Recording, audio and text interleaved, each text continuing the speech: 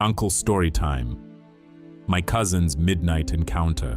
My cousin Vincent enjoyed life to the fullest. He was a very jovial kind of person who always saw the humorous side of every incident. He could turn a bad story into something that would leave everyone around him in stitches. Vincent didn't believe in ghosts, and if told about a ghostly encounter, he would immediately make up his own hilarious personal encounter, which we all knew was a lie, because that's the kind of guy Vincent was. His intention was always to make people laugh. Vincent believed school was for the birds, and it didn't concern him at all that he just made it through each year to the next grade. He ended up being a jack of all trades and master of none. During his high school year, a young girl joined the class, a real pretty lass. She hailed from the UK.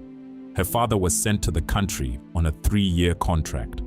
After a few weeks at school, the young girl gave Vincent the impression that he was the love of her life. Vincent, who was not interested in school work, was convinced that the feeling was mutual. Within a few months, the young lady had to leave school as her family were moving to a coastal city many miles away.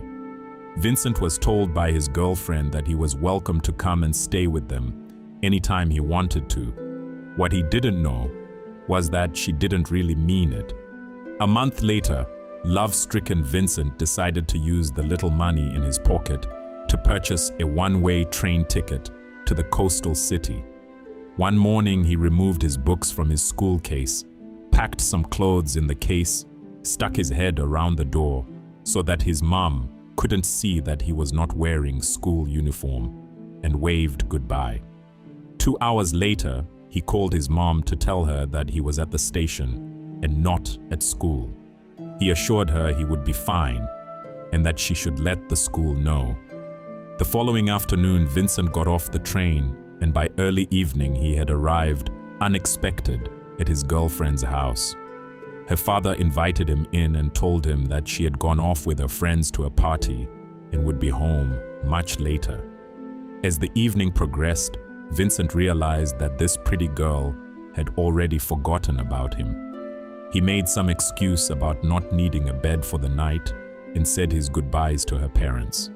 Penniless with nowhere to go, Vincent decided to make the long walk back to the national highway. Once there, he would start to thumb a lift back to his hometown. During those days, there was no such thing as freeways and flyovers, just national roads between towns and cities. The usual scene was, the last store at the end of town was normally a general dealer, and adjacent to that was a gas station.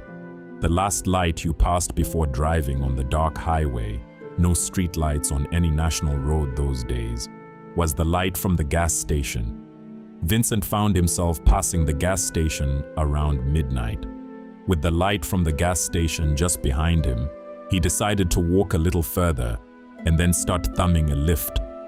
At this hour, there weren't many cars on the road, but he knew some cars would pass by, and hopefully, he would not have to wait long.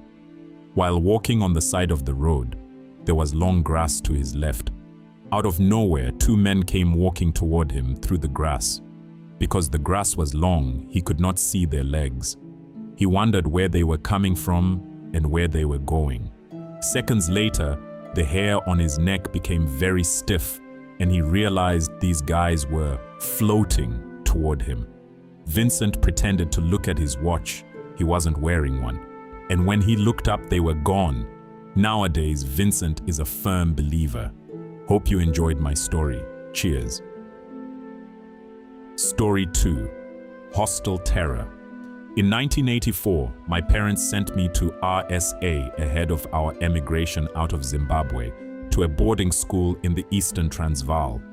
This would be the first year, 1984, that English would be integrated into a current Afrikaans school. Grades 8 and 9. It was an agricultural-orientated school set in the high mountains. On weekends, the local boarders would go home. But yes, newbies obviously didn't have homes to go to for the weekend, as we are plus or minus 1,500 kilometers from home. Anyway, Come second term, most of us made local friends, and guys would go be signed out and spend the weekend off hostel grounds. The remaining of us would watch movies in the study hall or potter around usually. One weekend, I was the only person on my floor. Everyone else had gone home. On a floor in the girls' hostel, there are one room at each end of the hall that sleeps two, usually seniors. Then there are two dorms in the middle, sleeping 6 each. I shared mine with 5 other non-local girls with my bed at the far right corner from the dorm door. So if you walk into my dorm, my bed is the last, against the far right wall, under the window. Please bear in mind, my dorm is on the 3rd floor. I showered and went to bed like normally, no problem, even though I was alone. We have a door that closes at the entrance of the passage leading into our floor. I closed it to feel better, I suppose. Where I come from, you secure everything.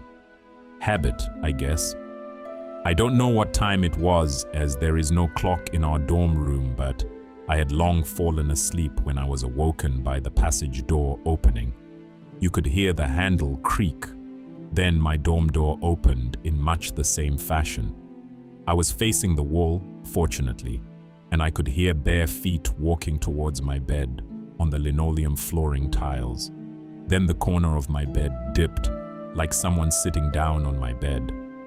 It sat there for what felt like hours but must have been roughly a minute.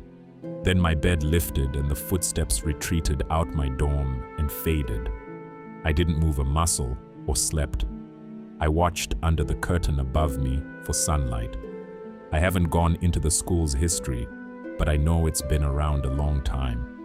Any thoughts? Thanks very much.